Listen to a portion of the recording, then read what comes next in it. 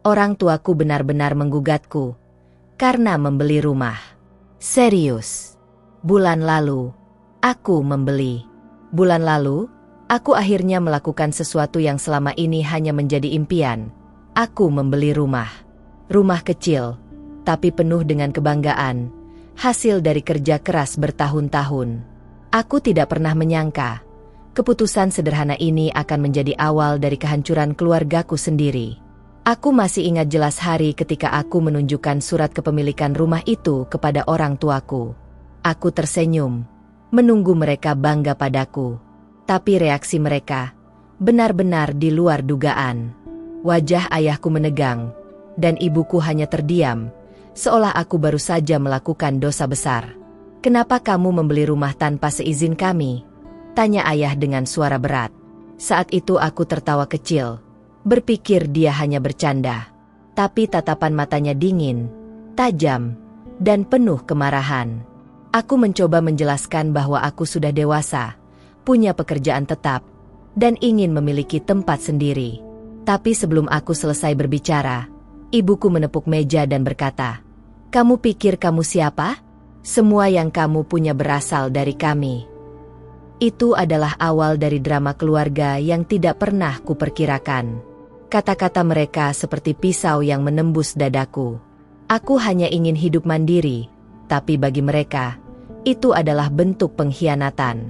Malam itu, aku pulang dengan perasaan campur aduk, marah, sedih, dan bingung. Aku duduk di ruang tamu rumah baruku, memandangi dinding kosong sambil bertanya-tanya, mengapa kebahagiaan sederhana harus menimbulkan konflik keluarga sebesar ini. Beberapa hari berlalu tanpa kabar dari mereka. Aku mencoba menghubungi ibuku, tapi pesanku tidak dibalas. Saat aku menelepon, hanya suara dingin dari ayah yang kudengar. "Kami tidak ingin bicara denganmu sekarang." Aku mulai merasa bersalah, meskipun aku tahu aku tidak melakukan kesalahan. Namun rasa bersalah itu berubah menjadi keterkejutan besar ketika sebuah surat tiba di rumah baruku. Surat gugatan. Dari orang tuaku sendiri. Tanganku gemetar saat membaca isinya. Mereka benar-benar menggugatku karena membeli rumah atas namaku sendiri. Dalam surat itu tertulis bahwa mereka menuduhku menggunakan uang keluarga untuk membeli rumah tanpa izin mereka. Aku tidak percaya ini nyata. Aku menangis malam itu. Tidak karena takut kehilangan rumah, tapi karena aku menyadari bahwa aku telah kehilangan keluargaku. Semua yang selama ini kupikir adalah kasih, ternyata hanya kendali yang dibungkus dalam nama cinta. Tetapi cerita ini belum berakhir. Saat aku mencoba mencari tahu alasan sebenarnya di balik gugatan itu, aku menemukan sesuatu yang jauh lebih gelap. Sebuah rahasia keluarga yang telah disembunyikan selama bertahun-tahun. Aku menemukan dokumen-dokumen lama di rumah lama kami. Surat tanah, rekening bank, dan beberapa foto yang anehnya tidak pernah kulihat sebelumnya. Dalam salah satu foto itu, aku melihat seorang wanita muda berdiri di samping ayahku, memegang bayi. Bayi itu bukan aku. Hatiku berdebar kencang. Siapa bayi itu? Dan mengapa foto itu disembunyikan di dalam laci terkunci di kamar ayah? Aku mulai menggali lebih dalam, dan setiap jawaban yang kutemukan hanya menimbulkan pertanyaan baru. Suatu malam, aku memutuskan untuk mengunjungi paman, adik dari ayahku. Aku pikir dia mungkin tahu sesuatu. Tapi saat aku menyebutkan tentang foto itu, wajahnya pucat. "Kamu tidak seharusnya tahu tentang itu," katanya pelan. Aku memaksanya untuk bercerita. Dan dari mulutnya, keluarlah kebenaran pahit yang mengubah pandanganku terhadap keluargaku selamanya. Wanita di foto itu adalah istri pertama ayahku. Dan bayi itu adalah anaknya yang hilang. Aku terdiam. Aku selalu berpikir aku adalah anak pertama ayah dan ibu. Tapi ternyata, aku hanyalah bagian dari rahasia yang menghancurkan keluarga kami. Ibuku tahu tentang hal itu, dan selama ini menyimpan kebencian yang mendalam. Semua mulai masuk akal.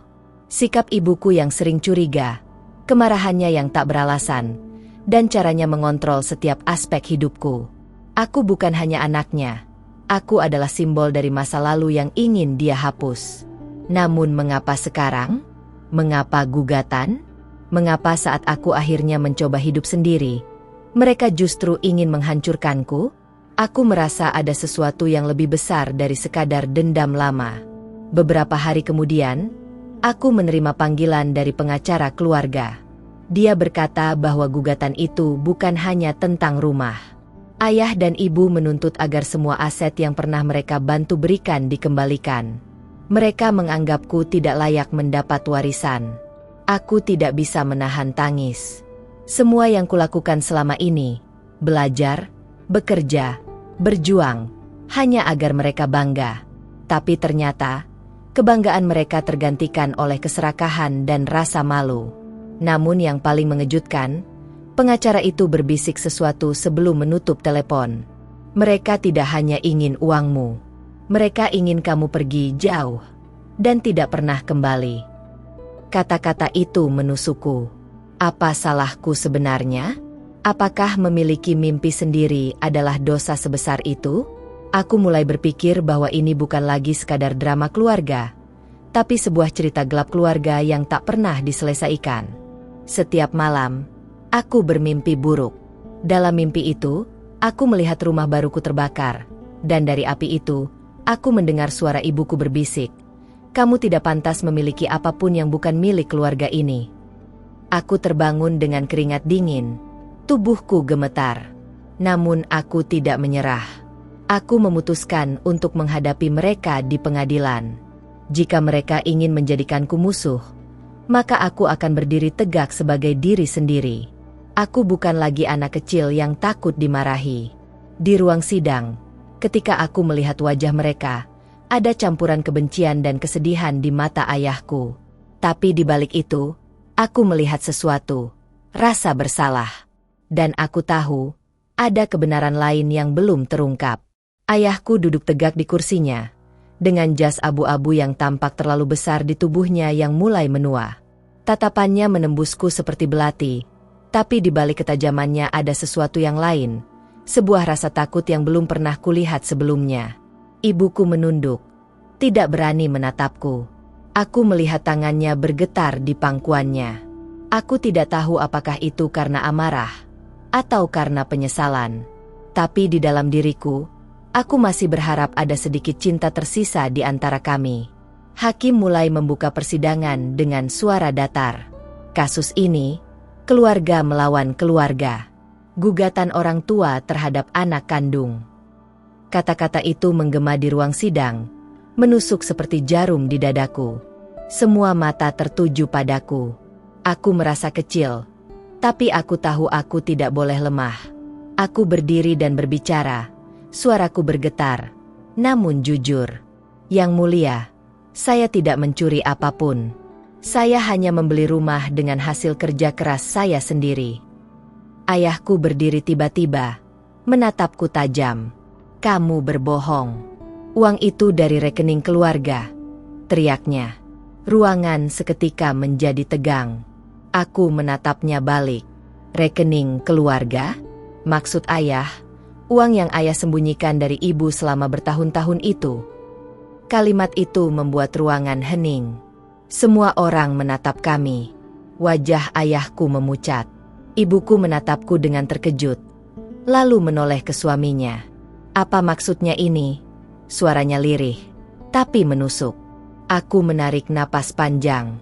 Aku tahu ini akan membuka luka lama, tapi aku tidak bisa lagi diam. Aku menemukan rekening itu. Ayah, rekening atas nama wanita lain dan anaknya. Ibuku berdiri, tangisnya pecah. Jadi benar, semua ini tentang mereka. Ayahku tidak menjawab, hanya menunduk. Aku melihat air mata di ujung matanya, tapi egonya terlalu besar untuk mengaku. Hakim mengetuk palu, menunda sidang sementara. Tapi bagiku, sidang sebenarnya baru saja dimulai. Di antara kami bertiga, di tengah rahasia yang membusuk selama puluhan tahun. Kami keluar dari ruang sidang tanpa sepatah kata pun. Di luar, aku mencoba mendekati ibuku, tapi dia mundur. "Jangan bicara dulu. Aku butuh waktu." Aku hanya bisa menatapnya pergi, Langkahnya gontai, seperti seseorang yang baru saja kehilangan segalanya. Di sisi lain, ayahku duduk di bangku taman pengadilan, menatap kosong ke tanah. Aku mendekatinya dengan hati-hati. "Ayah, kenapa harus begini? Kenapa harus melibatkan aku?" tanyaku lirih. Ia mengangkat kepala, menatapku lama. "Aku tidak pernah ingin menggugatmu, Nak. Tapi seseorang memaksaku." Aku terkejut. "Siapa?" tanyaku cepat. Ayah menghela napas. "Ibumu." Aku terdiam. Segalanya terasa terbalik. Ibuku yang selama ini tampak sebagai korban, ternyata menjadi dalang di balik semuanya. Tapi mengapa? Malam itu aku tidak bisa tidur. Aku duduk di balkon rumahku, menatap langit gelap dan bertanya-tanya, sejak kapan keluargaku berubah menjadi medan perang seperti ini? Keesokan harinya, aku menerima pesan dari ibuku. "Temui aku di tempat biasa." Tempat biasa, kafe kecil di sudut kota tempat kami dulu sering berbagi waktu saat aku kecil. Ketika aku tiba, ibuku sudah duduk di sana, menatap cangkir teh yang sudah dingin. "Kau tahu," katanya tanpa menatapku, "tentang wanita itu?" Aku mengangguk. "Aku tahu, Bu. Tapi aku tidak tahu kenapa ibu menyimpan semuanya sendiri." Ia menatapku akhirnya. "Karena aku tidak mau kamu membenci ayahmu. Aku sudah cukup membencinya untuk kita berdua." Suaranya pecah, tapi di balik luka itu ada kasih yang nyata. Aku merasa dadaku sesak. "Tapi kenapa sekarang menggugatku? Kenapa harus sejauh ini?" tanyaku dengan nada hampir putus asa. Ia menatapku lama. Matanya basah. "Karena aku takut kehilanganmu. Saat kau membeli rumah itu, aku merasa kamu benar-benar pergi. Aku tidak siap melepaskanmu." Air mataku menetes tanpa bisa kutahan. Jadi semua ini bukan hanya tentang uang atau rumah. Ini tentang ketakutan seorang ibu yang tidak ingin ditinggalkan anaknya. Kami duduk lama tanpa bicara, hanya menatap hujan yang mulai turun. Di antara suara rintiknya, aku mendengar bisikan kecil dari hatiku. Mungkin masih ada kesempatan untuk memperbaiki segalanya. Namun dunia tidak sesederhana itu.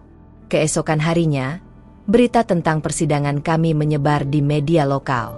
Orang-orang mulai membicarakan keluarga kami, menyebutnya aib keluarga yang memalukan. Aku merasa malu, tapi lebih dari itu, aku merasa terluka. Orang-orang tidak tahu apa yang sebenarnya terjadi di balik dinding rumah kami. Mereka hanya melihat permukaan dari drama keluarga yang memilukan ini. Ayah menolak menjawab telepon, sementara ibuku mulai sakit karena stres. Aku terjebak di tengah, antara rasa marah, kasihan, dan cinta yang belum sepenuhnya padam. Hari demi hari berlalu. Aku fokus bekerja, mencoba menenangkan pikiran. Tapi setiap kali aku menatap dinding rumah baruku, aku teringat wajah mereka. Rumah ini terasa kosong tanpa doa mereka. Suatu sore, aku menerima surat dari pengacara lagi. Tapi kali ini bukan surat gugatan. Itu surat pencabutan perkara. Aku membaca berulang kali, memastikan aku tidak salah lihat. Aku berlari keluar rumah, memanggil ibuku. Tapi sebelum aku sempat menghubunginya, ponselku berdering. Nomor rumah sakit. Ibuku dilarikan ke rumah sakit karena serangan jantung mendadak. Dunia seolah berhenti berputar. Aku berlari ke sana tanpa berpikir. Di ruang ICU, aku melihatnya terbaring lemah, dengan alat bantu di tubuhnya. Ayah duduk di sisi ranjang, menangis dalam diam.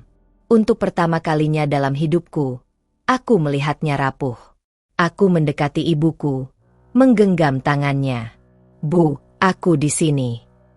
Matanya perlahan terbuka, menatapku samar-samar. "Maafkan ibu, Nak. Semua karena ibu takut kehilanganmu." Aku menunduk, air mata membasahi tanganku. "Bukan ibu yang salah. Kita semua salah, Bu. Tapi sekarang aku di sini. Aku tidak akan pergi lagi." Ayah meletakkan tangannya di bahuku. "Kita akan memperbaikinya bersama. katanya dengan suara serak. Untuk pertama kalinya, aku merasakan kehangatan keluarga yang sebenarnya, bukan dari harta, tapi dari pengakuan dan air mata. Hari-hari berikutnya berjalan lambat tapi damai. Ibu mulai pulih, dan ayah sering datang ke rumahku, membawa makanan, mencoba menebus waktu yang hilang. Kami berbicara banyak, tentang masa lalu, tentang kesalahan, dan tentang masa depan. Aku tahu, tidak semua luka bisa sembuh sepenuhnya, tapi setidaknya kami berani menghadapi luka itu bersama. Aku juga menemukan keberanian untuk memaafkan. Tidak hanya mereka, tapi juga diriku sendiri, karena pernah menyimpan dendam terlalu lama. Suatu sore, saat matahari terbenam, kami bertiga duduk di teras rumahku. Ibu menatap langit jingga dan berkata, "Mungkin rumah ini memang milikmu, Nak. Tapi cinta kita, itulah rumah yang sebenarnya." Aku tersenyum sambil menatap mereka. Dalam hati, aku tahu, perjalanan ini belum benar-benar selesai. Tapi untuk pertama kalinya setelah sekian lama, aku merasa damai. Malam itu, aku menulis di buku harianku. Kadang, rumah bukan tempat kita tinggal, tapi tempat di mana kita akhirnya berani saling memaafkan. Dan untuk pertama kalinya, aku menutup mataku dengan senyum, tanpa takut kehilangan siapapun lagi. Beberapa bulan telah berlalu sejak semuanya mereda. Hidupku perlahan kembali tenang, meski bayangan masa lalu masih sering datang di tengah malam. Setiap kali aku melewati ruang sidang di televisi, aku teringat betapa rapuhnya cinta bisa berubah menjadi senjata. Ibu kini sudah jauh lebih sehat. Ia mulai tersenyum lagi, walau kadang matanya masih menyimpan kesedihan yang sulit dijelaskan. Ayah, di sisi lain, menjadi lebih pendiam. Ia jarang berbicara banyak, tapi setiap kata yang keluar darinya kini terasa jujur dan lembut. Suatu hari, aku mengajukan ide untuk makan malam bersama di rumahku. Sebuah makan malam sederhana, hanya untuk mengingat kembali betapa berharganya kebersamaan yang dulu kami sia-siakan. Mereka setuju tanpa ragu. Malam itu, aroma nasi hangat memenuhi dapur. Ibu tertawa kecil ketika mencoba bumbuku yang katanya terlalu asin. Ayah bahkan bercanda, sesuatu yang sudah lama tidak kulihat darinya. Untuk sesaat, rasanya seperti masa kecilku kembali. Namun, di tengah kehangatan itu, aku memperhatikan sesuatu yang ganjil. Ayah tampak sering memegangi dadanya, seolah menahan nyeri. Aku menatapnya khawatir, tapi ia hanya tersenyum dan berkata, "Hanya lelah sedikit, Nak." Beberapa hari kemudian, ia jatuh pingsan di halaman rumah. Panik, aku dan ibu membawanya ke rumah sakit. Dokter mengatakan kondisinya lemah karena tekanan darah tinggi dan stres berkepanjangan. Aku duduk di sisi ranjangnya, menggenggam tangannya yang dingin. "Ayah, jangan pergi sekarang. Aku baru saja belajar memaafkan." Ia membuka matanya perlahan, menatapku dengan tatapan yang tak akan pernah kulupakan. "Nak," katanya pelan, "terima kasih sudah memberi ayah kesempatan kedua. Tapi kalau nanti ayah tak ada, jangan biarkan amarah menggantikan cinta." Air mataku jatuh tanpa bisa kutahan. Beberapa minggu setelah itu, ayah mulai membaik, tapi kesehatannya tak pernah benar-benar pulih. Ia memilih tinggal bersama kami agar lebih dekat. Setiap pagi, ia duduk di teras sambil menatap langit, seperti seseorang yang sedang menunggu sesuatu. Suatu sore, ia memintaku duduk di sampingnya. "Aku menulis surat untukmu," katanya sambil menyerahkan amplop kecil berwarna coklat. "Bukan nanti, kalau aku sudah tak ada." Aku ingin menolak, tapi matanya memohon. Jadi aku hanya mengangguk, menyimpannya di laci kamar tanpa berani membukanya. Hari-hari berjalan seperti biasa, sampai pagi itu tiba. Aku menemukan ayah tertidur di kursi favoritnya dengan senyum di wajahnya. Tapi tubuhnya dingin. Ia telah pergi dalam diam. Dunia seakan runtuh untuk kedua kalinya. Ibu menangis tanpa henti, dan aku hanya bisa memeluknya erat, mencoba menenangkan seseorang padahal aku sendiri sedang hancur. Beberapa hari setelah pemakamannya, aku baru berani membuka surat itu. Tulisan tangan ayah masih rapi, meski sedikit gemetar. "Anakku," tulisnya, "rumah ini bukan hanya tembok dan atap. Rumah adalah hati yang berani memaafkan. Jika suatu hari kamu punya keluarga sendiri, ajarlah mereka untuk mencintai tanpa syarat." Aku menangis membaca setiap kalimatnya. Surat itu terasa seperti pelukan terakhir darinya. Aku tahu, meski tubuhnya telah tiada, cintanya akan selalu tinggal bersamaku. Setelah kepergiannya, aku dan ibu menjadi lebih dekat dari sebelumnya. Kami sering berbicara sampai larut malam, mengenang kenangan lama, bahkan menertawakan hal-hal kecil yang dulu hanya menimbulkan pertengkaran. Beberapa bulan kemudian, aku menjual rumah lamaku dan membeli rumah yang sedikit lebih besar. Aku ingin ibu tinggal bersamaku selamanya. "Rumah ini bukan tentang kepemilikan, Bu," kataku, "tapi tentang kebersamaan." Ia tersenyum, menatapku dengan mata yang lembut. "Ayahmu pasti bangga melihatmu sekarang." Dan malam itu, saat aku menutup mata, aku mendengar suara samar dalam hatiku. Suara ayahku berkata, "Akhirnya kamu pulang, Nak." Setahun berlalu sejak kepergian ayah. Hidupku dan ibu tampak damai di permukaan, tapi di dalam hatiku masih ada sesuatu yang menggantung, sebuah rasa tidak tenang yang sulit dijelaskan. Aku sering bermimpi tentang ayah. Dalam mimpiku, ia berdiri di depan rumah kami, menatapku tanpa bicara, lalu menunjuk ke sebuah amplop di tangannya. Setiap kali aku terbangun, aku selalu merasa seolah ada pesan yang belum tersampaikan. Suatu pagi, ketika aku membersihkan gudang, aku menemukan sebuah kotak logam kecil yang terkunci rapat. Kotak itu berdebu, tapi ada inisial nama ayah terukir di atasnya. Aku merasakan getaran aneh di dadaku. Dengan tangan gemetar, aku membuka kunci itu. Di dalamnya ada beberapa dokumen dan satu flash disk berwarna hitam. Di atasnya, tulisan tangan ayah berbunyi, "Untuk kebenaran yang belum sempat kukatakan." Aku segera menyalakan laptop dan membuka isi flash disk itu. Ada satu file video, tanggalnya 2 minggu sebelum ayah meninggal. Aku menekan play dengan jantung berdebar. Di layar, wajah ayah muncul, lemah tapi tegas. "Jika kamu menonton ini, berarti aku sudah tidak ada. Ada hal yang harus kamu tahu, Nak." Aku menahan napas. "Aku tidak menggugatmu karena ibumu memaksaku. Aku berbohong waktu itu. Sebenarnya, seseorang dari masa laluku mengancam akan membuka rahasia lama keluarga kita." Aku menatap layar dengan mata terbelalak.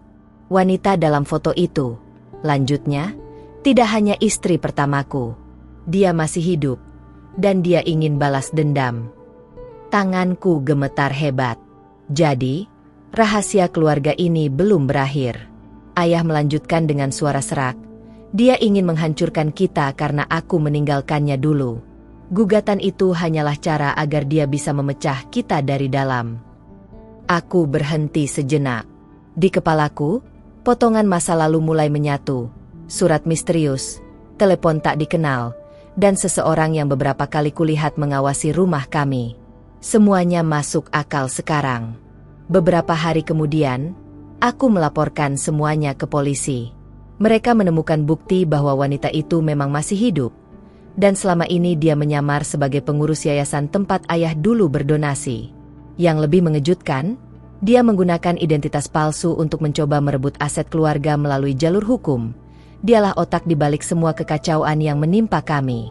Aku menatap foto wanita itu di berkas polisi. Wajahnya dingin, tapi matanya penuh dendam. Aku bergidik.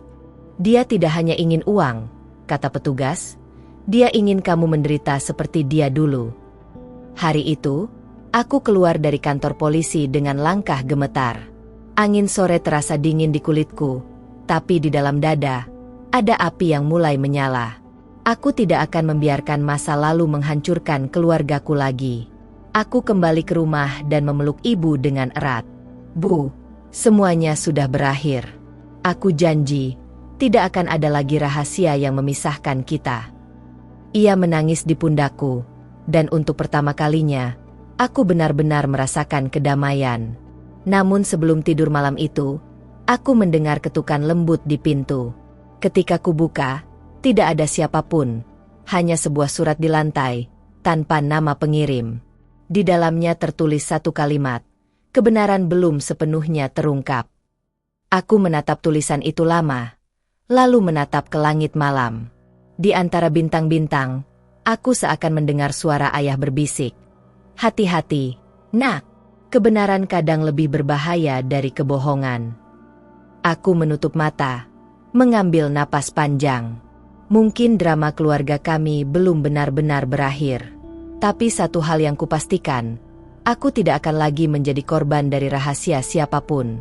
Kini aku berdiri tegak, bukan hanya sebagai anak yang pernah terluka, tapi sebagai seseorang yang siap melindungi cinta dan keluarga dengan caraku sendiri. Dan jika hidup ini adalah panggung penuh konflik dan pengkhianatan, maka inilah bab terakhirku. Aku tidak akan lagi menjadi bagian dari kisah gelap keluarga. Aku akan menulis kisahku sendiri. Terima kasih sudah mendengarkan kisah penuh emosi dan rahasia keluarga ini sampai akhir. Semoga cerita ini bisa menyentuh hati kalian dan membuat kita semua lebih menghargai arti keluarga yang sesungguhnya. Kalau kalian menyukai drama keluarga ini, jangan lupa untuk klik tombol suka, tulis pendapat kalian di kolom komentar, dan ceritakan bagian mana yang paling membuat kalian terkejut atau tersentuh.